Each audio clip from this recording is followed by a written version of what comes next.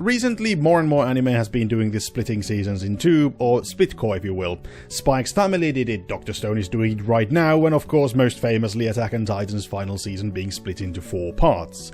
But why is this happening? Before I get to that, if you find yourself enjoying this video, consider subscribing to the channel as I am trying to reach that magical 1000 this year, and why not leave a like and a comment to appease the algorithm god as well. So then, the whole conundrum of Season X Part X. Of course, a nice way of thinking is that studios are spending more time to bring us the best possible work they can, only that reasoning falls through pretty quickly, since if that was really the case, they'd just release the full thing when it's done instead of first half and then a second one 6 to 12 months later. Instead, I suspect there's a far more mundane reason that is a little less rose-tinted. Money. It's not a big secret that the first few episodes of a show or a season always gets the most hype, people talk about them the most, and thus they also get the most views, which in turn means more profit, and by that logic it makes more sense to only release so much before the hype dies down, reducing said profit. Then you're free to build up more hype, and voila, you have greatly increased the money made from what is essentially a single season.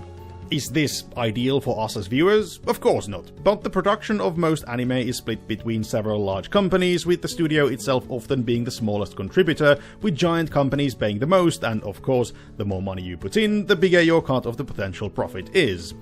The problem for us as consumers is that a multi-billion-dollar company doesn't give a flying toss about customer satisfaction as long as the money keeps coming in. And it's not always even the customers that get the shitty end of the stick. Sometimes release quotas by the funding corporation severely shaft the studio as well, which too can be the reason to opt for splitcore. If the mega corporation paying your wages tells you to release a season in X amount of time and you just cannot provide a finished product, you might have to split a season like what happened with Studio Wit and Attack on Titan.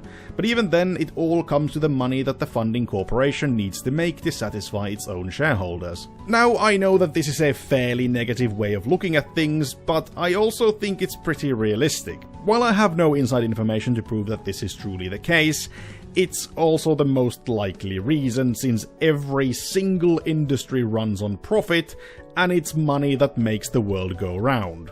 To use myself as an example, I am in the very fortunate position where I can keep making these videos while not earning anything, but why do I do it? Well, first, I enjoy doing this, and secondly, and arguably more importantly, there is always a chance to get to that 1k subs and get monetized, and thus turning something I like doing into something that can also help me pay bills. And as such, it's not an accident that I'm making this video in a post-Oshinoko world where a lot of anime fans, that is to say potential viewers, have recently seen a show exposing the dark and competitive side of the entertainment industry in a fictional but believable anime, and thus they might now better understand and care about the logic I'm presenting here, making this video potentially more successful, which might help me reach that magical 1k, so same logic applies. It's all based on money and the potential to make more of it. And honestly, to return to Attack on Titan, it's a textbook example of doing splitcore for money, and also one taken to such ridiculous lengths in order to ride the hype of something being final, all the way to the bitter end, no matter how many years down the line that end would be. We've all seen and sometimes made the jokes of, "It is the year 2074, and Attack on Titan final season part 86 has just been announced." But it is undeniably true that this strategy seemingly worked. Art is, without a shadow of a doubt, one of the most popular and era-defining new-gen anime out there. It reached global fame and brought in tons of money for everyone involved, with the possible exception of the animators themselves, but underpaid and exploited labor aside, at around season 3, it started to look like the buzz was dying down. So what were the companies to do for more money? How could they rekindle the hype and bring the profit numbers back up? Simple.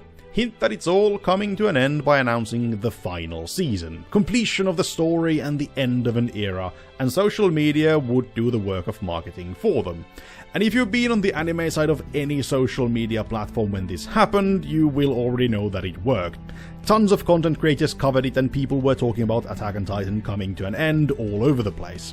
But as we also know, you can only milk that so far before calling something final becomes ridiculous, and having learned that it's looking like more recent and less famous shows are playing it safe and only going to 2 parts, as not to get laughed at like Attack on Titan's final season.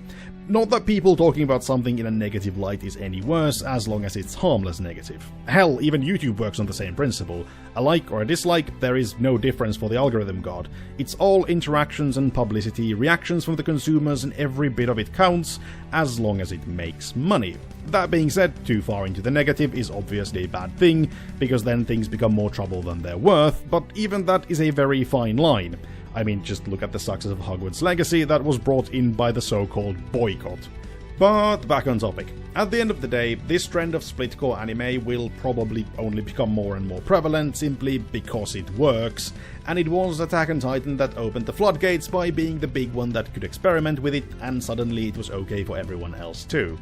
I might not like this new direction, and I dare say a lot of you don't really care for it either, but this isn't some call to arms against such corporate practices. I'm not saying boycott all split-core anime or anything, but I have seen quite a few people on social media try to tell others how it takes time to animate things X in order for it to look as good as humanly possible, and how this is a sign that the studios love us. No, it's not. And while I'm sure there is some of that in play too, as there are super passionate people working on these projects, people that truly love the manga they're now turning into anime and want to do the best job they can, so that others too might fall in love with it, but that is not the main reason for this. An animator working overtime for a scene because they love the source material isn't calling the shots. It's some millionaire somewhere behind the desk wanting a few more millions, and here we are. But do let me know in the comments below, what do you think? Was I overly critical with my assessment, that it all comes down to money, or do you suspect similar reasoning? Like this if you liked it, dislike if you didn't, subscribe for more anime goodness, and check the links in the description if you want to engage with me outside of YouTube. With this, I have been Cheese, and I hope to see you next time. Ta-ta for now.